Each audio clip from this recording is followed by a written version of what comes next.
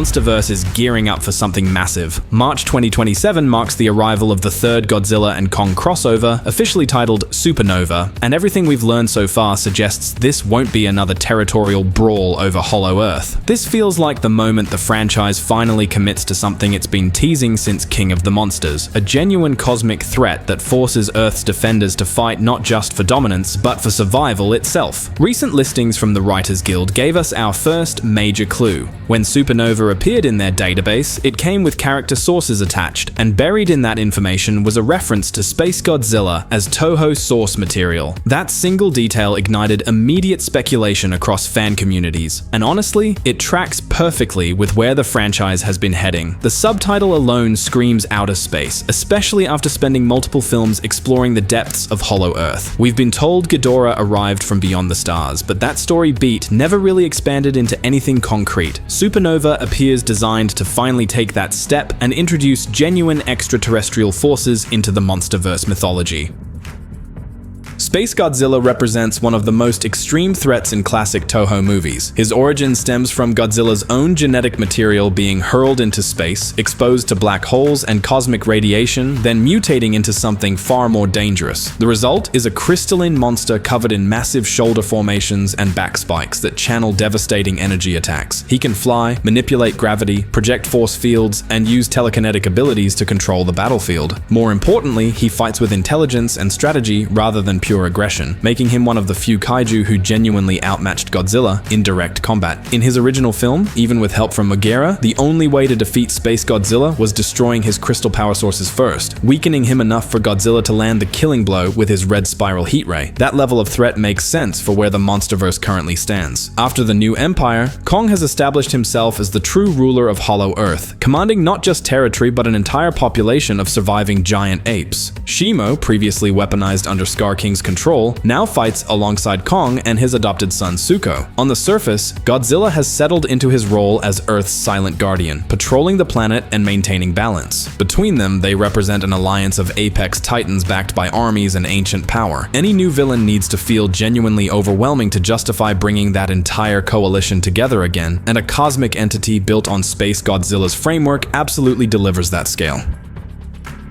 At the same time, Legendary has shown a clear preference for developing their own original titans, rather than relying exclusively on Toho's legacy roster. The new Empire proved this decisively with Scar King and Shimo, both completely new creations that felt like natural extensions of kaiju mythology. This pattern suggests Supernova might not feature Space Godzilla by name, but instead introduce a brand new cosmic titan heavily inspired by his design and abilities. Different name, slightly altered origin, but visually and thematically built around the same core concept. That approach gives Legendary full creative control while avoiding potential licensing complications, and it fits their broader strategy of expanding the lore with titans they own outright. There's another layer to this. Filming took place in Utah for major action sequences, and during production, crew members were spotted wearing patches depicting a winged titan design that didn't match Godzilla or any obvious Space Godzilla aesthetic. This sparked immediate speculation about a second villain, possibly inspired by an old abandoned concept from a cancelled American Godzilla movie. That script featured a creature called Griffon, an alien monster that crash-landed inside a meteor specifically in Utah, then absorbed genetic material from local predators to evolve into a hybrid apex threat. The location match feels too deliberate to ignore, especially combined with the mysterious patch design. If that rumor holds any truth, Supernova could follow Legendary's established pattern of deploying multiple antagonists across different acts. Maybe the Utah creature serves as an opening challenge, something Godzilla or Kong defeats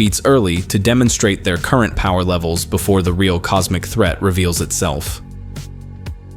Alternatively, it could represent a separate alien species arriving simultaneously, creating chaos on multiple fronts and forcing the Titan Alliance to split their attention. Either scenario would fit the franchise's tendency to escalate stakes through layered threats rather than single boss encounters. What makes the cosmic angle so compelling is how it recontextualizes everything we've seen so far. Ghidorah's arrival was treated as a unique anomaly, but if Supernova confirms he belonged to a larger species of spaceborne apex predators, suddenly the Monsterverse expands from planetary mythology into galactic scale. Earth stops being the only battleground and becomes just one target among many. Hollow Earth energy might connect to something far bigger, a universal power source that draws different Titan species across the cosmos. Ancient wars between these creatures creatures could have shaped civilizations we haven't even discovered yet, and the Titans we know might represent survivors of conflicts that spanned star systems.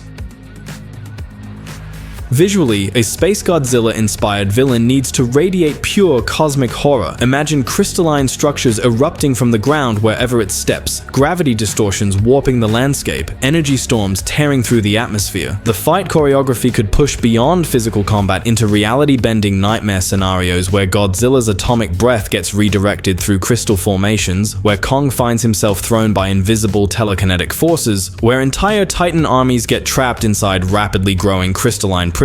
This thing can't just be strong, it has to feel unfair, like the laws of physics themselves are breaking down under its influence. Some theories take this even further, suggesting the villain might possess absorption abilities similar to what evolved Godzilla demonstrated in the New Empire. In that film, Godzilla hunted down Tiamat, claimed her lair, and emerged in a transformed state after soaking in concentrated radiation. What if Supernova's antagonist hunts Titans deliberately, killing them to steal their powers and evolving into something increasingly monstrous with each victim?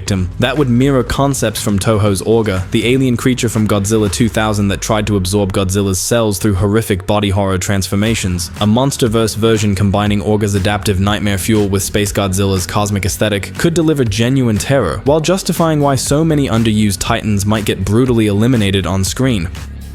The emotional stakes matter just as much as the spectacle. Kong isn't just surviving anymore, he's protecting a community, leading a species, raising a successor in Suko. Godzilla carries the weight of maintaining planetary balance, stepping in only when threats grow too large for anything else to handle. Throwing a cosmic predator at them tests everything they've become, not just their strength but their capacity to defend what they've built. Kong might be wielding advanced weapons and tools by this point, pulling from the technological remnants of ancient Hollow Earth civilizations. Godzilla could be pushed toward another evolution, forced to adapt against an enemy that counters his atomic power through energy manipulation and absorption. Matthew Modine's casting adds another interesting dimension. He's reportedly playing a high-ranking monarch or military figure, the kind of character who would be coordinating desperate crisis management while the world tears itself apart. His Instagram posts joking about Godzilla fighting Space Godzilla weren't official confirmation, but they added fuel to the speculation fire. If his role involves overseeing emergency operations from a monarch outpost while both Hollow Earth and the surface destabilize simultaneously, that frames the human perspective as pure survival mode rather than observation or study. Legendary has built the Monsterverse into something genuinely ambitious, a franchise that balances massive creature battles with layered mythology and character development. The small screen projects keep expanding the world between film releases, feeding new details about monarch operations, Titan ecosystems, and ancient histories. Supernova sits at the perfect intersection point where all those threads can converge. It can pull from Hollow Earth secrets established across multiple films, introduce cosmic threats that justify the scale of power we've seen building, and set up future stories that explore both terrestrial and extraterrestrial Titan conflicts. Whether the main villain literally goes by Space Godzilla, or gets renamed into something like Void Titan, Stellar Predator, or some other cosmic designation, the core concept feels locked in. Something born beyond Earth, shaped by the most violent forces in the universe, arriving with enough power to threaten every alliance and destroy every hierarchy our Titans have established. The question isn't if it's inspired by Space Godzilla anymore. The question is how far Legendary will push that inspiration and what other surprises they're hiding alongside it. March 2027 release date with full IMAX distribution signals serious confidence from the studio. They're positioning this as a major tentpole event, not a franchise placeholder. After the New Empire's success proved audiences still hunger for these films, Supernova gets treated as the next evolutionary step. The one that fundamentally changes what the Monsterverse can be. Not just monsters from the deep, not just ancient history buried in Hollow Earth, but threats that cross the void between stars specifically to hunt Earth's most powerful defenders. If Supernova delivers on even half of what these clues suggest, we're looking at the most ambitious entry the franchise has attempted. Bigger battles, deeper mythology, Titans fighting not for territory but for the survival of their entire world. Godzilla and Kong standing together not as rivals forced into temporary alliance, but as co-rulers defending their planet against something that views Earth as just another resource to consume. That's the kind of story that doesn't just entertain for 2 hours. It reshapes everything that comes after and proves the Monsterverse can sustain itself as genuine long-term mythology rather than nostalgia-driven spectacle. The cosmic era is finally here, and based on everything we're seeing, it's going to be absolutely massive.